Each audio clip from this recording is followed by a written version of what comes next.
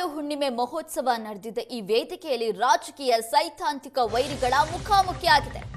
ತರಳಬಾಳು ಹುಣ್ಣಿಮೆ ಮಹೋತ್ಸವದಲ್ಲಿ ಸೈದ್ಧಾಂತಿಕ ವೈರಿಗಳ ಸಮಾಗಮ. ಧಾರ್ಮಿಕ ವೇದಿಕೆಯಲ್ಲಿ ಕಾಣಿಸಿಕೊಂಡಿದ್ದಾರೆ ಬಿಎಲ್ ಸಂತೋಷ್ ಹಾಗೂ ಡಿಕೆ ಶಿವಕುಮಾರ್. ವೇದಿಕೆ ಮೇಲೆ ಅಕ್ಕಪಕ್ಕದಲ್ಲಿ ಕೂತಿದ್ರು ಡಿಕೆ ಶಿವಕುಮಾರ್ ಹಾಗೂ ಬಿಎಲ್ ಸಂತೋಷ್. ಕಾರ್ಯಕ್ರಮದಲ್ಲಿ ಪರಸ್ಪರ ಮಾತುಕತೆಯನ್ನು ನಡೆಸಿದ್ದಾರೆ ಉಭಯ ನಾಯಕರು. ಜನರ ಕೇಂದ್ರ ಬಿಂದುವಾಗಿದೆ ರಾಜಕೀಯ ವಿರೋಧಿಗಳ ಉಪಸ್ಥಿತಿ. ಶಿವಮೊಗ್ಗದ ಭದ್ರಾವತಿಯಲ್ಲಿ ನಡೆದ ತರಳಬಾಳು ಹುಣ್ಣಿಮೆ ಮಹೋತ್ಸವದಲ್ಲಿ ರಾಜಕೀಯ ನಾಯಕರ ಸಮಾಗಮವಾಗಿದೆ.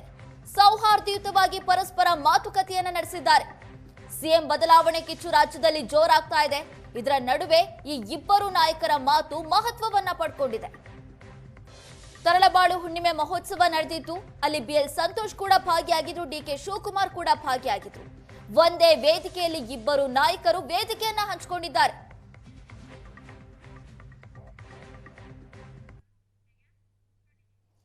ಇನ್ನು ಬೆಂಗಳೂರಿನಲ್ಲಿ ವಿದೇಶಿ ಪ್ರಜೆಯ ಆಟಾಟೋಪ ಜೋರಾಗಿತ್ತು. ಹೆಡ್ಫೋನ್ ಅನ್ನ ಹಾಕೊಂಡು ಕೈಯಲ್ಲಿ ಸಿಗರೇಟ್ ಇಟ್ಕೊಂಡು ಬೈಕ್ ರೈಡ್ ಮಾಡಿದ್ದಾನೆ.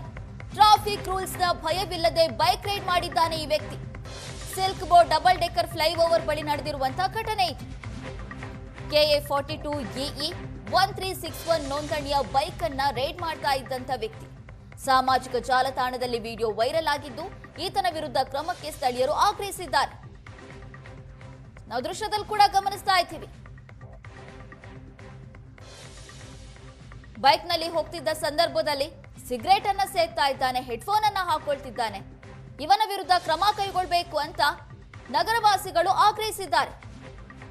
ಹೆಲ್ಮೆಟ್ ಹಾಕೊಂಡು ಹೋಗಬೇಕು, ರಸ್ತೆಯಲ್ಲಿ ಹೋಗುವಾಗ ಒಂದಿಷ್ಟು ಟ್ರಾಫಿಕ್ ರೂಲ್ಸ್ ಅನ್ನ ಫಾಲೋ ಮಾಡಲೇಬೇಕು. ಆದ್ರೆ ಈ ವ್ಯಕ್ತಿ ಆ ರೂಲ್ಸ್ ಗಳನ್ನೆಲ್ಲ ಗಾಳಿಗೆ ತೂರಿ ಈ ವರ್ತನೆಯನ್ನ ತೋರಿಸಿದ್ದಾನೆ.